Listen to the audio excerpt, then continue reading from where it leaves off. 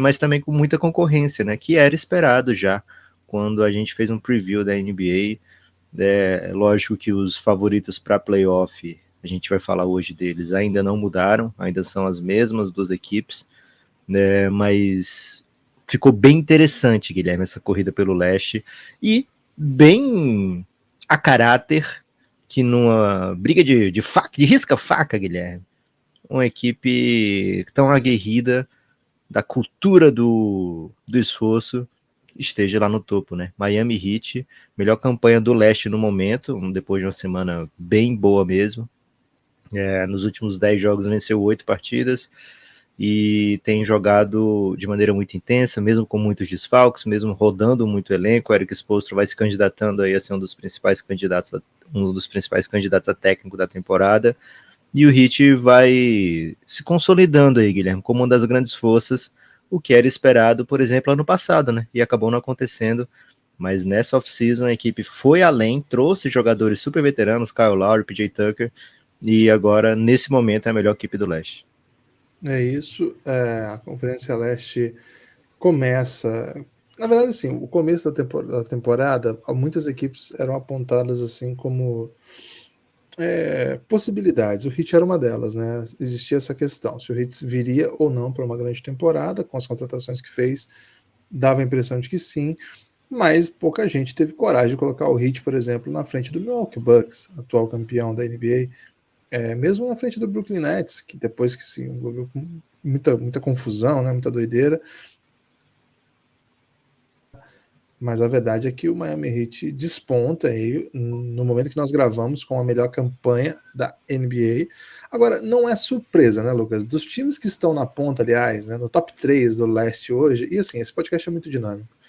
Se você estiver ouvindo ele no dia 27 de janeiro, ele foi gravado às 9h50 e tantas da manhã do dia 27 de janeiro, esse é o cenário, esses três times que a gente vai falar agora. Se você estiver Até a ouvindo aí, noite do 27 a gente garante esse cenário, né? é isso. Depois começa a doideira, porque assim, pouquíssimas vitórias separam, né? O quinto lugar tem 30 vitórias, o primeiro tem 31. Então a diferença é muito pequena. Agora, desses três que hoje figuram na ponta, Lucas, talvez o Heat seja a menor surpresa, mesmo que seja um time que Ah, certamente. não era exatamente um favorito. Por quê? Porque logo a seguir, com 30 vitórias, ambas as equipes, né? O terceiro lugar tem mais derrotas, por isso está em terceiro. Vem a dupla Chicago Bulls e Cleveland Cavaliers. Bulls, porque o Cleveland é um caso absolutamente à parte, nós vamos ter que perder mais tempo aqui falando do Cleveland.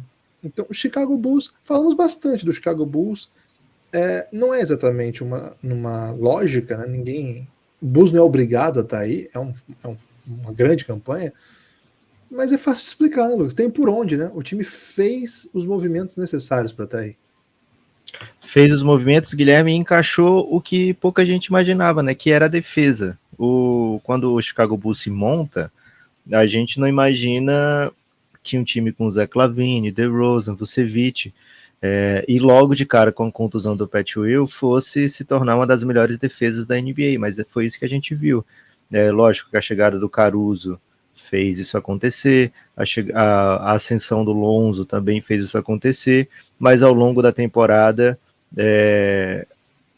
muitas contusões foram acontecendo, a defesa foi sofrendo baixa após baixa após baixa, e aí acabou oscilando bastante nos últimos meses, né? Porém, aquilo que a gente imaginava que ia funcionar desde o início, o ataque, tem segurado o Bulls no topo do leste, né? Ainda não é mais a melhor campanha como já foi há algumas semanas, mas ainda respira, né? Ainda conseguiu ficar entre os primeiros, mesmo perdendo alguns jogos de Zach LaVine, né? O Lonzo tá fora já há um tempo e deve ficar por mais um tempo. O Caruso voltou depois de um tempo e logo recebeu uma falta muito dura do Grayson Allen e machucou o pulso, né? Vai precisar fazer a cirurgia. Então o Bulls, ele trouxe nesse primeiro momento uma defesa muito forte, que fez com que o time conseguisse ganhar jogos logo de cara, e agora ao longo da temporada a gente tem visto o ataque do Bulls segurar a equipe lá em cima, né? É lógico que o Bulls precisa estar completo se quiser fazer uma campanha muito longa nos playoffs, diferente um pouco do Heat, né? O Heat, Guilherme, ele já vem de uma final de NBA há pouco tempo, e aí um ano difícil na sequência, um ano que foi super esquisito para todo mundo, e agora com essas contratações a gente tem visto um time encorpado, né, um time que tem um dos melhores ataques e uma das melhores defesas da temporada, que era o que a gente já imaginava que ia acontecer, né. Então isso acaba atraindo para si oportunidade de prêmios, né? O Tyler Hero hoje é super cotado como o sexto homem da temporada, média de mais de 20 pontos por jogo, e a gente vai lembrar, Guilherme, que era muito o que a gente falava, né? O que vai ser o Tyler Hero? Vai ser o da bolha? Será que ele vai voltar a ser o Tyler Hero da bolha?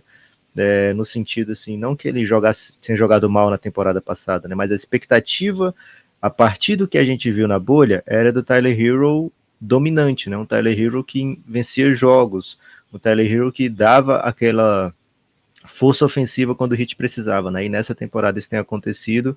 O Heat, assim como diversas equipes, tem precisado rodar muito elenco, né? Encontrou jogadores como já fez em outras ocasiões, né? Hoje o Duncan Robinson tem um salário de 90 milhões, um contrato, porém, algum tempo atrás, antes de bombar no Heat, ele era um jogador que estava procurando espaço dentro da NBA, né?